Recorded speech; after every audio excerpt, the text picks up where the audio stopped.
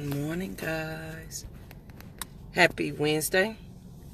Welcome to the Fearless Morning Show, where we are having confessions and conversations about your everyday life and finances. Hope you guys are having a great morning. Welcome to the car edition again. My name is Yamitra Jojo Waddell, the only Live Past Crazy specialist. So what better place to be than here with me? Have you guys seen the full moon this morning? Good morning, Miss Valerie. Like, the moon is absolutely gorgeous this morning. Like, I stepped outside and I literally stopped in my tracks to look at the moon. It is so beautiful. It's still shining. It is so beautiful out there. Go take a look. It's a little chilly, but it is a absolutely beautiful morning. I wonder, do people take the time to wake up and look at the mornings anymore? Like in the country, I grew up in the country of North Carolina, and my grandfather, everybody was up at 5 a.m. It didn't matter. He said, you need to wake up and hear the Lord bring the earth alive. And it's just an amazing thing. Good morning, Miss Kimberly. How you doing this morning? Can you guys see me okay without the light? Or do I need the light? Let me know if you can see me. If not, I'll turn the light on or off, whichever one works the best. So we'll see. All right, guys. It is Wednesday morning. I'm so excited. Just because it's Wednesday. Just because I am alive and well. And my co-host finally woke up. She was asleep over here. And she was sleeping good, y'all. So she finally woke up. Lynn will not be joining us this morning. Oh, thank you, Miss Valerie. Lynn will not be joining us this morning. She is, I think she had an event to, thank you, Miss Kimberly. I think she did have an event this morning, so she will not be joining us this morning. So it's just my lovely face for the Fearless Morning Show. You want to say good morning, Rosie? She just waved at you guys because she hasn't opened her eyes up fully to say good morning. So, guys, if you guys are wondering, a lot of people, for those of you who are new to the Fearless Morning Show, if you're wondering where I got the idea from or how it came to be, you first need to read my book 1 and 2. The first book is Fearless Woman Born to Give Thanks. The second book is Transition to Freedom. And so in there, it talks about why being fearless is important to me and what that means and why it truly means being, it's not being fearless all the time. It just means I understand the fear. I see it, but I choose to work through it anyway. I choose to do the work of it anyway. Good morning, Charlene. So guys, check that out. And then I do on YouTube, some of my first videos are where I did about Domestic Violence Month and just about educational domestic violence, because it is Domestic Violence Month. Please make sure you give to your local shelter and to those women and children in need. And plus, it's the holiday season, and it gets worse during the holiday season. So, the fearless thought for the day. Last week, I talked about we are both the problem and the solution. So, I just want to add to that. And I'm going to read this because I wrote this down because it came to me and I had to stop and write it as soon as it hit me this morning. And sometimes if you pray and you ask God for the answer, He truly gives you the answer. A problem cannot exist without an answer. The answer already exists. It is our own thinking that stops us from seeing and saying the answer. We must be bold and eager to accept the answer to the problem and do the action of the answer. I'll read that again. A problem cannot exist without an answer. That means we're both the problem and the solution, and a problem cannot exist without the answer. The answer exists. It is our thinking that prohibits us from saying the answer sometimes. And let me finish this and I'll come back to that. We must be bold enough to accept the answer to the problem and do the action of the answer. Okay? I love that a problem. Good morning, Cousin Debbie. Love you. A problem cannot exist without an answer. Okay? Great morning, Miss Margaret. A problem cannot exist without an answer. The answer already exists. It is our thinking that prohibits us from saying the answer. We must be bold enough to accept the answer to the problem and do the action of the answer. Sometimes, I talk about this all the time, we know what we need to do. We just don't want to do the work of doing it. So let me tell you, I know I'm a nerd, so let's do some brain science this morning. I'm sorry, Rosie's. I'm a nerd. I can't help it. But I like brain science also. Oh, you like brain science too? I love brain science. Here lately, it's become my thing, and I've reading a gazillion books on it. So here's the thing. When you have a thought, you have a problem, and you have the answer to that problem, correct? And soon, or you're excited about an idea. And when you open up your mouth, thank you, Miss Margaret. Limited thinking does keep us from progress every day of the week. But when you open up your mouth, and this is how powerful your thoughts are. When you open up your mouth and you say, I don't know. When somebody presents you with a problem, instead of you taking time to think about the answer, you immediately say, I don't know. This is what happens in your mind. Your brain says, oh, here's a problem. Our brain always wants to keep us safe. It always wants to give us the answer to our problems. And our brain will work if we work it. Sometimes, and I'll talk about this in a minute, that habits have taken away our free will of thinking, because you're in such a habit of doing that your body and your mind no longer needs you to participate, because it knows that you're going to get up every morning. It knows the way you're going to go to work. It knows that you're going to wash your face, brush your teeth, get dressed, yell at the kids, get in the car, go to work, fuss, complain, drive home, get home, cook dinner, watch TV. Your brain knows all of that, and it doesn't need you to participate in your life. And so the minute that you decide that you want to think or do something differently, your brain says, wait a minute, JoJo, I don't know this. And that's why it's hard to change your thinking. And it's harder to change your thinking than it is for someone to stop doing drugs. Isn't that amazing? Like, it's harder for a person to change their complaining and their negative thinking than it is for somebody to come off a drug, because your body and your mind loves habits, and you have to recreate a new habit. And in the meantime, your old brain and your new brain are fighting. And so it's so hard. But the minute that you say, I don't know, so your brain sees a problem and it immediately says, let's find the answer to that problem. But when you say, I don't know, so if Rosie says, Mommy, this is my problem, and I say, I don't know, my brain automatically says, oh, that's the answer. And my brain stops working. It just stops working. So every time you say, I don't know, your brain assumes that is the answer to your question. It assumes that is the answer to your problem. So today, if you're presented with a question, if you're presented with a problem, please don't say, I don't know, in the beginning. How many people I know in the country of North Carolina, that is our favorite thing to say, girl, I don't know. Man, I don't know.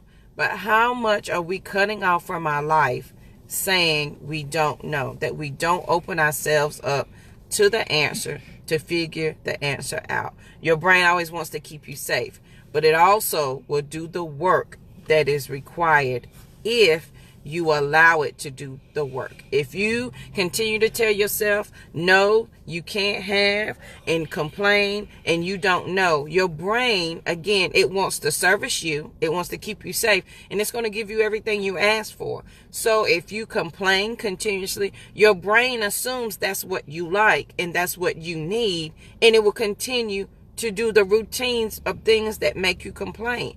So, and here it is.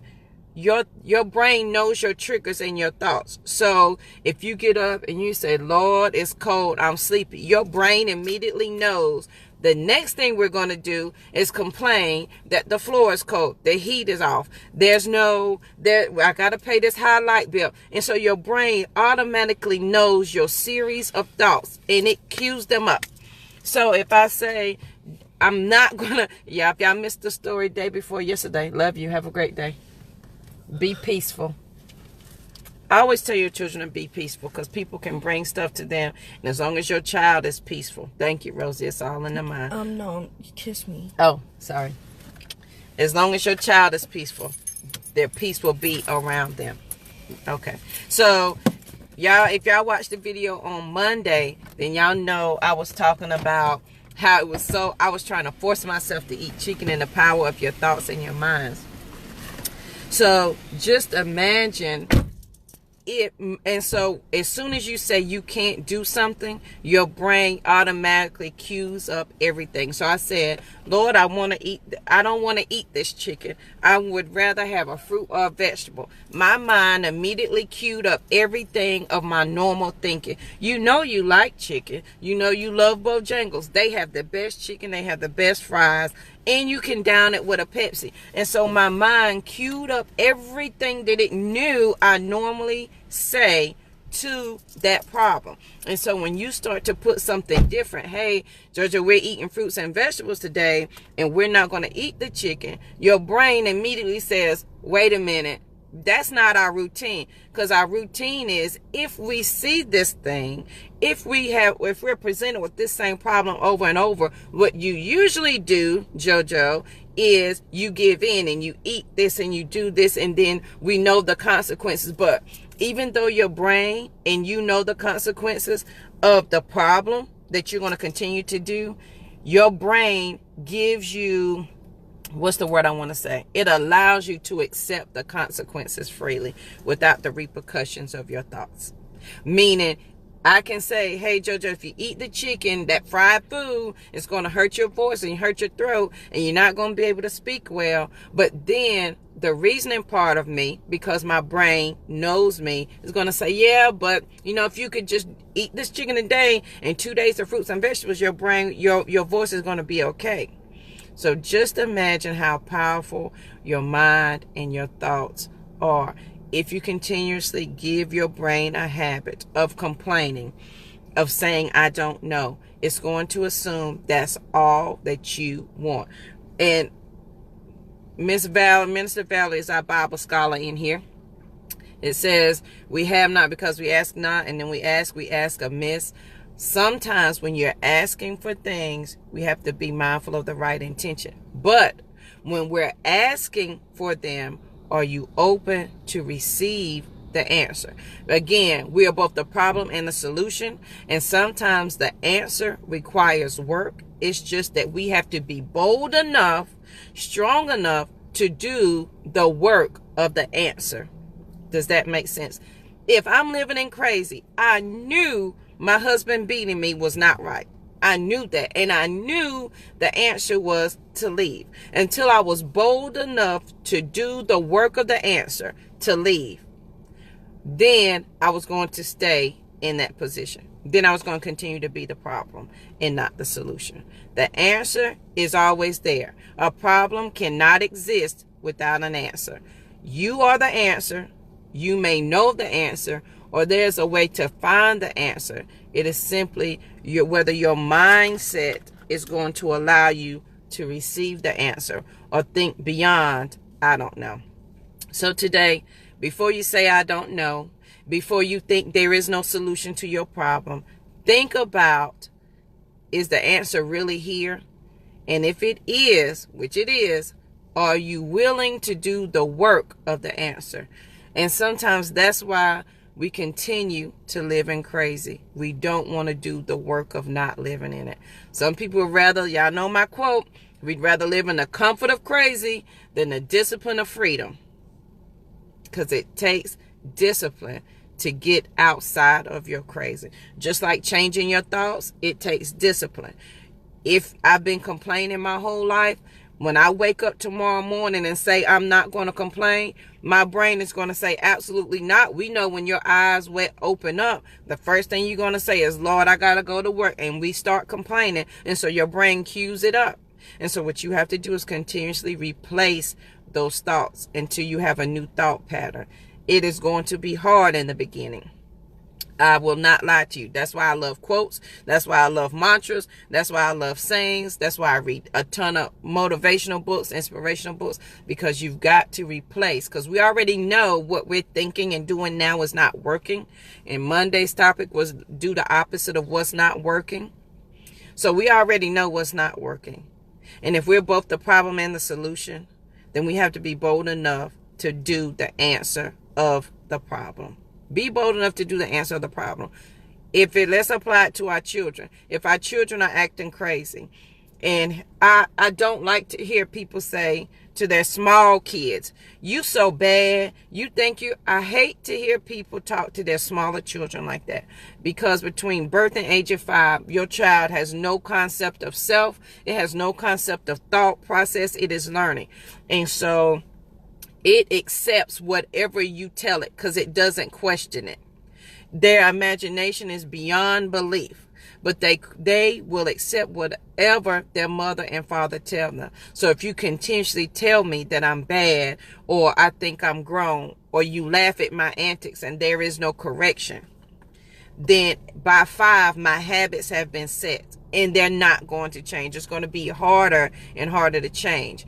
But you've got to, your thought process talking, mom needs you to upgrade to a CD, mama. Or at least Pandora radio. Be mindful of what you're saying to small people. Just like when people say something to you to hurt your feelings, you are ingraining into small people their thought process for the rest of their life. Because they are going to assume that because you said it, it is correct. And because our brain wants to do the things that keep us safe, if they think that's the answer, then that's it. Yep. Thank you, Miss Valerie. I knew Minister Valerie was going to come through. James 4:2. I love King James Version. Thank you so very much. And guys, when you start on this journey to live past crazy, okay? You've got to be willing to do the work of where you want to go. You can't say, this is what I want, and then you not do the work. You can't say, this is where I want to be, and you not do the work. You can't say, I really want to change my mind, and then you put the limitations on the answer. You can't put limitations on the answer. You can't. It can't be, I'm too old. It can't be, this is where I live. It can't be, I don't have a job, I don't have the money. You can't put limitations on your answer, because then you're truly limiting God. And then if we are limiting God, he's going to say, well, why do you pray and ask me for things? Why do you pray and ask me to give you the answer? Minister Valley, I know I'm putting you to work. There's a scripture in the Bible, and I read it a couple of years ago, and it says, and I'm going to paraphrase this, and I think it's in the Old Testament because I love the Old Testament. It says you are always learning knowledge. You know information, but you're not applying what you're learning. And so therefore your knowledge is in vain. It does you no good because you're not putting to use what you know. So let me read the thought for today. So last week I talked about we are both the problem and the solution. A problem cannot exist without an answer. The answer already exists. It is our thinking that prohibit us from saying the answer. We must be bold enough to accept the answer to the problem, and we have to be bold enough to do the action of the answer. Your crazy cannot continue. You know the answer to live past crazy. You don't need me to tell it. You don't need me to motivate you. You don't need me to give you words of encouragement. You already have the answer. Today, on this Hump Day Wednesday, it is simply, are you willing to do the work of the answer? You have the solution. You know the problem. You have the solution. You know the answer. Are you going to do the work to get to the answer? Is that not like salvation, Minister Valerie? We live in sin. We know Jesus is salvation. He is our Lord and Savior, rose and died and rose on the third day. And we know that, but are we willing to do the work to get to that? So you're both the problem and the solution. You already have the answer. Oh, I'll come back to it, Miss Valley. Tell husband we say good morning. Guys, you are both the problem and the solution. You have the answer. You must be willing to do the work of the answer. You must be willing to do the work. Mr. Valley, I was saying that somewhere in the Old Testament where it talks about where we have the knowledge that we're always learning, but we don't apply the knowledge that we've learned.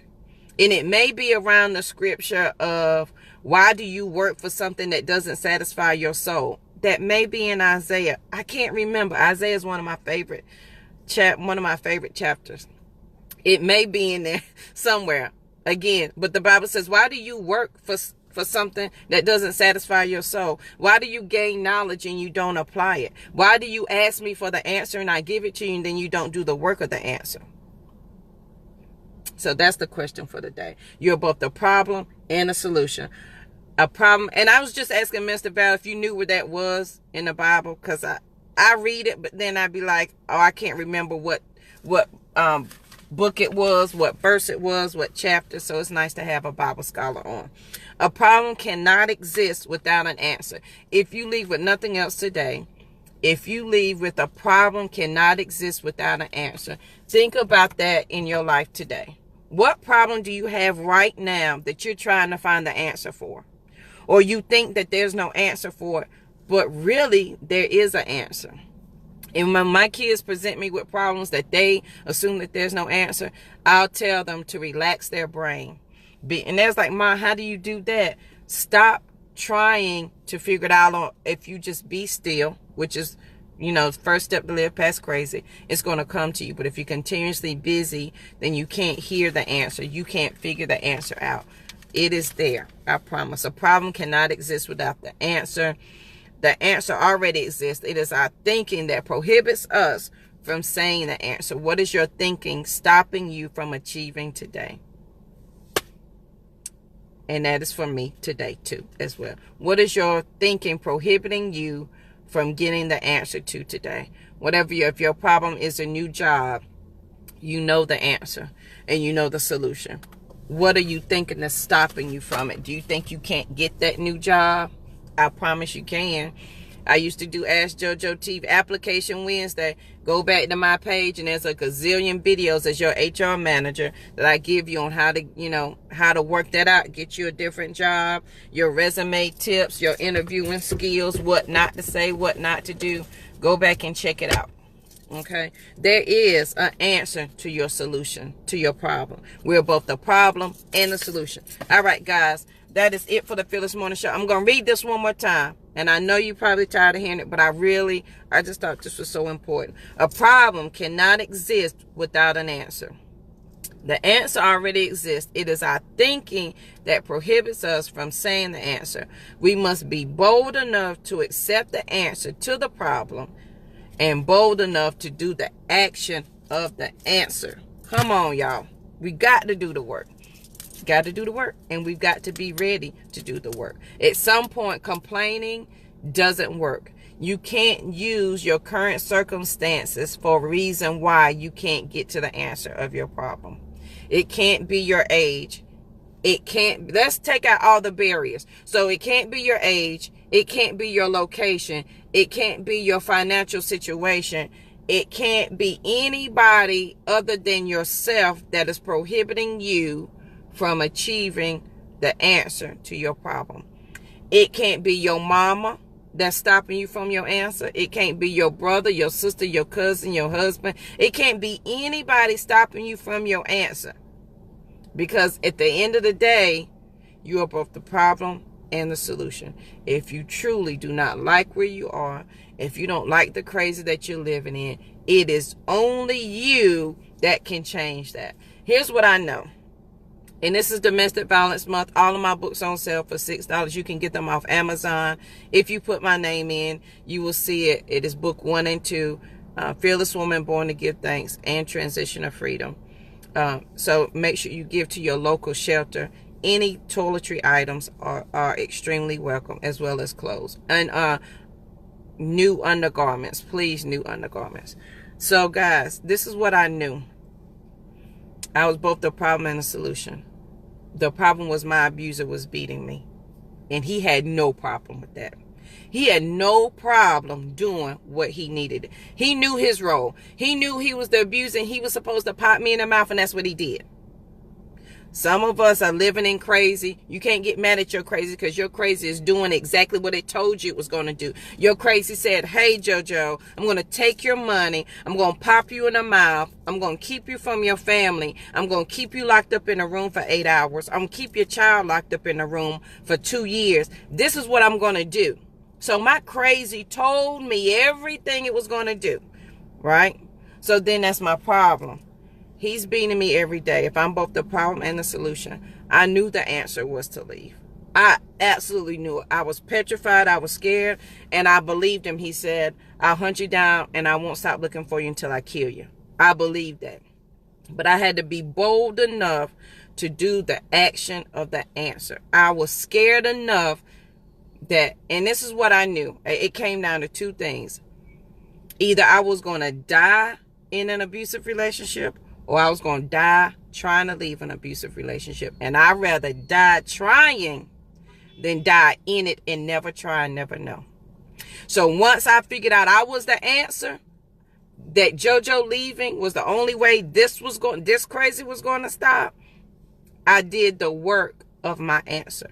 And that work meant getting in a car that only held $3 worth of gas, getting in a car whose front wheel fell off if you went over 25 miles an hour. That meant not having any money in my pocket with 2 kids, one of them fresh out the hospital, only 30 days because she was a preemie.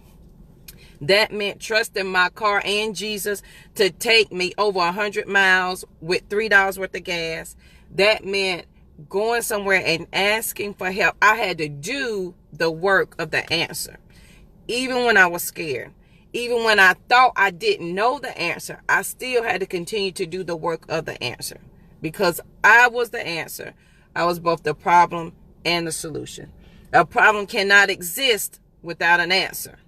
Okay? The answer already exists as I thought that prohibits us from doing the work of the answer. So what are your thoughts stopping you from doing today? Because I believed what my abuser said. You're fat, you're ugly, you're stupid, you're never going to be anybody. I believed absolutely all of that. But when I started to do the work of the answer, and I realized I was not all those things, the steps became easier. And I began to do the work of the answer. In the beginning, was it hard? Oh my God. It was knees shaking, somebody holding me, somebody carrying me, holding me up on both sides. Hard. It was hard. But I was willing to do the discipline of freedom than live in the comfort of crazy. So, guys, the answer already exists. You just got to be bold enough to accept the answer to the problem and to do the work of the answer. I hope this helped somebody this morning. I hope this is what you needed. When this thought came to me, I had to stop and write it down this morning. So, guys, just be thankful. Number one, that you're both the problem and the solution. Number two, you already know the answer.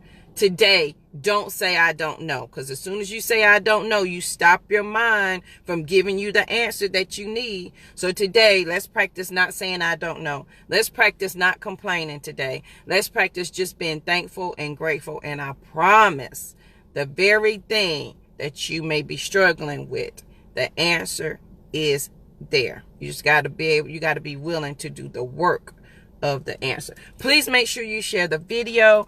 Make sure you share with your friends, your family member, anybody who is living in crazy. Make sure you send them on over this way so that we can help a sister or a brother out. I'm a firm believer. If we can get you out of crazy, you can change your family, you can change your community, and we can change the world. Everybody does not have to live in crazy in your life and your finances. And my co-host will be back tomorrow, Miss Lynn Dimmons, who is America's #1 rebound coach. Yes, she said it, America's #1. She'll be back with us tomorrow.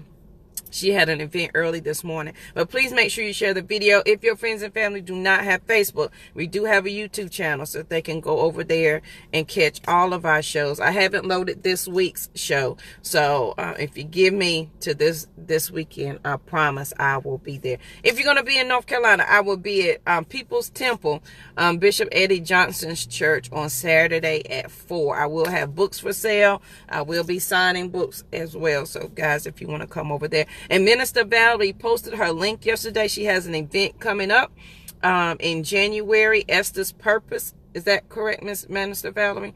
And then my friend Miss Margaret, who is on, she has Good Mornings with Margaret that comes on at 6 a.m. Miss Margaret, if you want to drop your link so people can catch you in the mornings, because I listen to Miss Margaret as I'm getting ready in the mornings. So make sure you post that link. Thank you.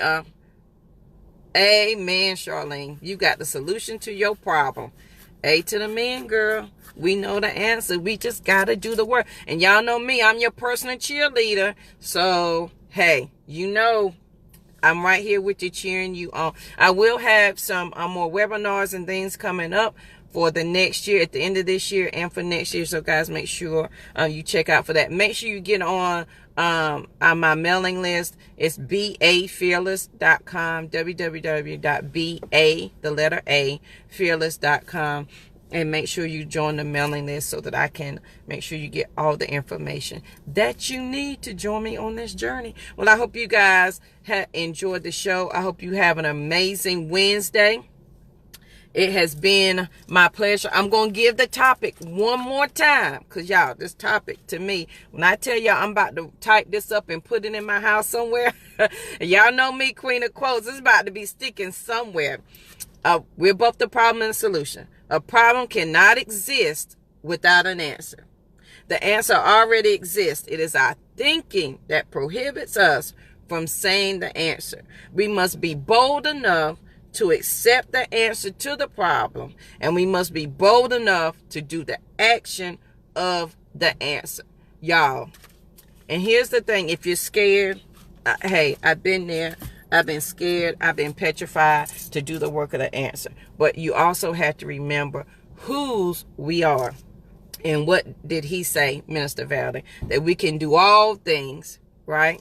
And one of my favorite Psalms is that, you know, and Mr. Valley, you're going to have to really help me out. I can't remember. And it's probably a combination of all of them, that he is our rock. But he said we can hide behind him. And so for me, when that means hide behind him, I envision myself truly hiding behind a white cloth. And I'm like, Jesus, they bothering me. And this is what's going on. And I need you to protect me. And for me, that work, whatever visualization that you use that helps you, that helps me. For me, it's hiding behind him and saying, they're bothering me, and this is what happened, and this is my problem. And then I get the answer, but I have to be willing to do the work of the answer. Y'all, let's do the work of the answer. I promise I'm not going to beat that dead horse anymore, but I just really love that fearless thought for today. I hope you have a great, great Wednesday. Please make sure you share the video with your friends and your family, with anybody you know. We're coming up on the last 2 weeks of Domestic Violence Month. Please make sure you get to your local shelter. If you call them, I'm sure they'll be glad to take whatever you need. Thank you, Minister Valerie. Thank you for being my resident Bible scholar, because my Bible's in the back seat, and I knew you could find it way faster than I could. Please make sure you give to your local shelter. Encourage somebody today. For today, don't say, I don't know. Accept the answer and then do the work of the answer today. And I'm going to put that in practice myself today. All right, guys, I hope you have a great Wednesday. We'll be here with you bright and early tomorrow morning at 7:15. Have a good one.